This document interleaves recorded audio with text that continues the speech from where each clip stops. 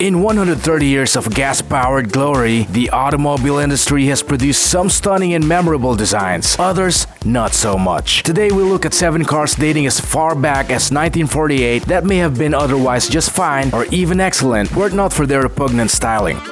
Ford Fairlane, 1957 to 1959.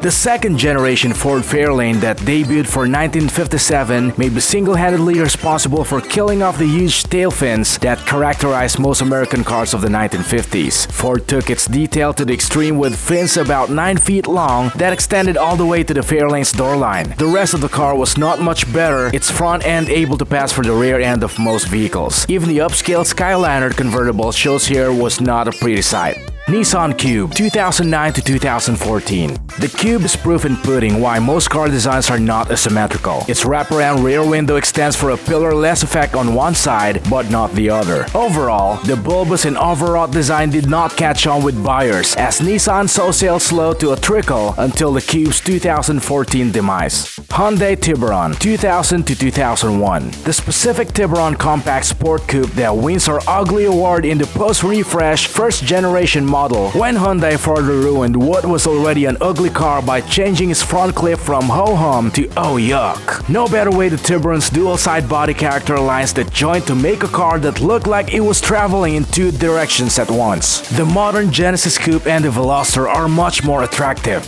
Chevrolet Malibu Max, 2004 to 2007.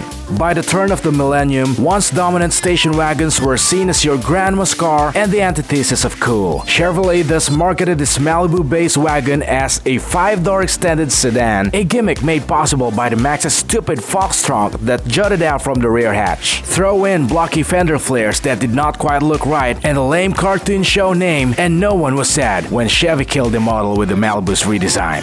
AMC Gremlin, 1970 to 1978. The Gremlin was designed by now-defunct American Motors as an answer to the hugely popular Volkswagen Beetle as a low-powered runabout that still had space for a family. Where the VW has become an icon, about the only people still in love with the Gremlin who like its oddball name, goblin-like mascot and irony value. Its laptop rear deck, tiny interior and impossibly long hood for such a small car made it look more like a shoe than an automobile. For some reason, Die-Hard Gremlin Fans Club exists to this day. Pontiac Aztec, 2001 to 2005. The ugliest in Aztec came into being in an era at General Motors when individual executives often push products to market to shape buyer preferences rather than shaping their products to existing wants and needs. While the odd Pontiac was in some ways ahead of its time, its Honda CRX swallowed a hippopotamus styling has made it the butt of many a joke. The Aztec got a new lease on life when it famously served as the ride of choice for Breaking Bad high school teacher, cancer patient, and meth cook Walter White.